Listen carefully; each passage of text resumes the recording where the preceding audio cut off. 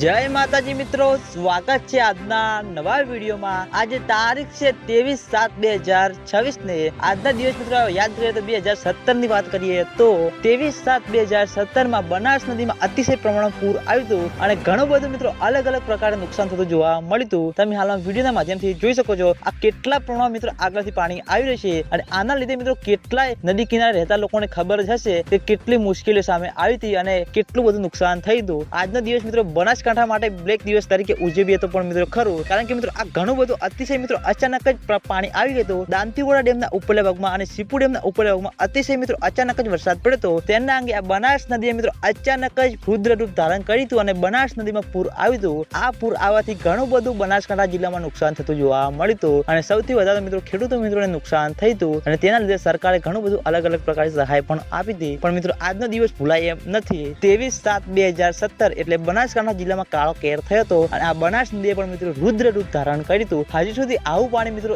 એક પણ દિવસે આવ્યું નથી। આજે મિત્રો તારીખ છે 23/7/2026 ને હજુ સુધી મિત્રો હાલની તારીખમાં મિત્રો આવું પાણી આવ્યું નથી અને ખેડૂતો મિત્રોની આશા છે કે જેમ બને તેમ ઝડપી ફરીથી બનાસ નદીમાં પાણીની સારી એવી આવક ચાલુ થાય, કારણ કે મિત્રો આ તો અતિશય આવ્યું હતું પણ થોડું ઘણું મિત્રો પાણી આવે। હાલમાં મિત્રો બિલકુલ પણ બનાસ નદીમાં પાણીની આવક જોવા મળી નથી અને આજના વિડીયોમાં આટલું હતું। તમે બધા અમારી ચેનલ ઉપર નવા હોય તો વિડીયોને લાઈક કરી દેજો, કોમેન્ટ કરી દેજો અને ચેનલને સબસ્ક્રાઇબ પણ કરી દેજો। તો મિત્રો જય માતાજી।